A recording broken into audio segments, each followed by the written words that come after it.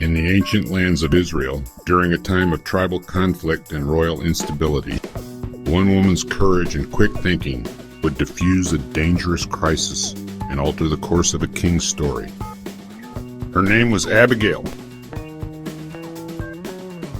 And this is the powerful story of how she stopped the war with wisdom. David was not yet king. In fact, he was running for his life.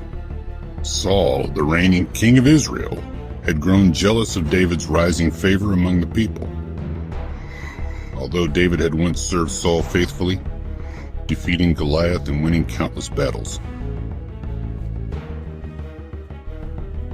he now lived as a fugitive. With a group of about 600 loyal men, David moved from cave to cave, wilderness to wilderness. They camped in the desert of Maon, near the lands of a wealthy man named Nabal. Now Nabal was rich. He owned 3,000 sheep and 1,000 goats. But he was also harsh, arrogant, and unwise. His name literally meant fool, and unfortunately he lived up to it. His wife, however, was the complete opposite. Abigail was intelligent, gracious, and discerning. She was known not only for her beauty, but for her wisdom. One day, during sheep shearing season, a time of festivity and abundance, David sent 10 of his young men to Nabal's estate. His request was simple and respectful. After all, David and his men had protected Nabal's shepherds in the wilderness. Not once did they steal or harm them. In fact, David's men had acted like a wall of protection around Nabal's flocks. So this wasn't just a random ask. It was a gesture of mutual respect. Who is David? Who's the son of Jesse? These days, many servants are breaking away from their masters. Should I take my bread and water and meat and herbs and give it to people coming from who knows where? The insult was clear. Nabal dismissed David as a nobody, a rebel, a runaway. When David's men returned with the message, his reaction was swift and furious. Put on your swords. 400 men followed him, armed and ready. David wasn't just going to confront Nabal. He was preparing for bloodshed. He vowed that by morning, not a single male in Nabal's household would be left alive. But someone was watching. One of Nabal's servants, loyal and quick-thinking, ran to Abigail. He told her everything, how David's men had been kind, how they had protected the flocks, and how Nabal had repaid them with insults. The servant knew disaster was coming, and he knew only Abigail had the wisdom to stop it. Without hesitation, Abigail sprang into action. She didn't tell her husband. There wasn't time. She mounted her own donkey and set out toward David's camp.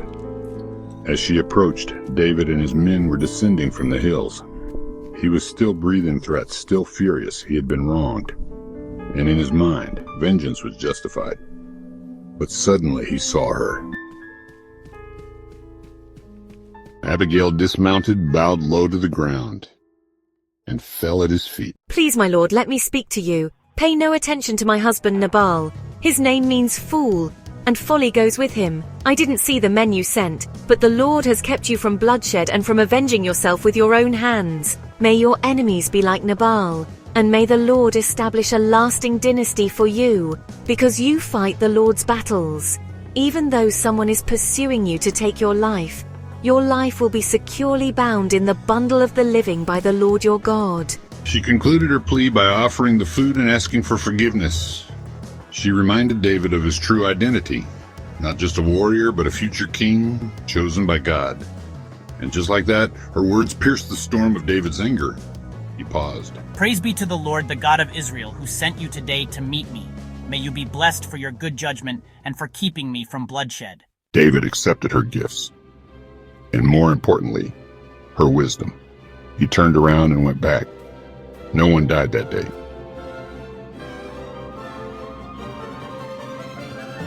The next morning, Abigail returned home.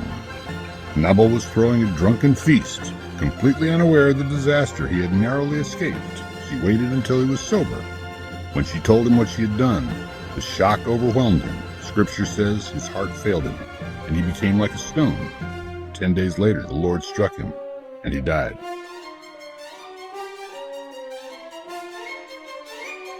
When David heard that Nabal was dead, he sent messengers to Abigail with a proposal.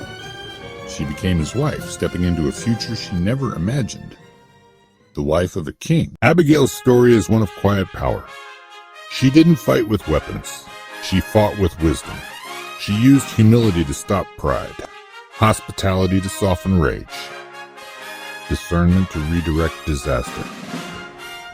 In a world filled with impulsive reactions and hot tempers, Abigail reminds us that wisdom is still one of the most powerful forces on earth.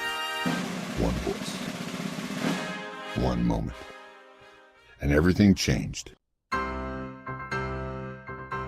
Abigail's words turned away wrath. What's a recent example in your life when someone's words brought peace or stirred up conflict? How can you be more intentional about the way you speak?